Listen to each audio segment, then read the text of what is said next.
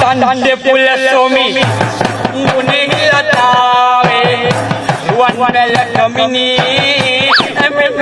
මොනවද කියන්නේ තොරණ ගැන කියනවා පිම්බර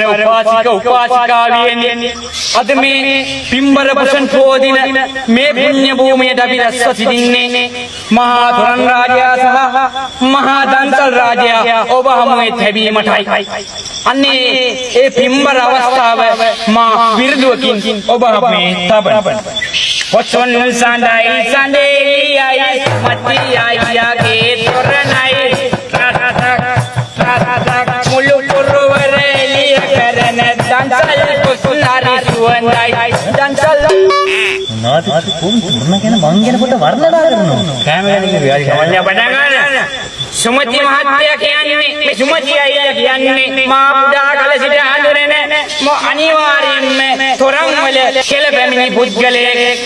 සුමති අයියාගේ අත්තපනත්ත කිරිකිත්ත පුංචි අම්මා පවා කලේ කුඹුර වැඩ තොරන් වලට බැස්සේ සුමති අයියා මට මතකයි ඒ පිටගමේ දැනට මාස කිහිපයකට ප්‍රථම මේ කලක මහා තොරන් රාජයා ඒ පිටගමේ උපාසක මහත්තයෙක් ගිහිල්ලා අත මෙහෙක් කොල්ලා තිබ්බා විතරයි උපාසක මිත්‍රණිය තුන් දෙනෙක් යට කරගෙන තොරණ දබක් ගාලා වැටුණා තොරණ බැලුවේ තොරණ උඩ ඇවිදන්නේ කියන්නේ බා අර මං මේක කියන්නේ නැතුව ඒක ස්කිප් කළා දෙකට යනවා පංචල පුරවාගෙන මහ පිරිසක් මෙහි ඇදෙනවා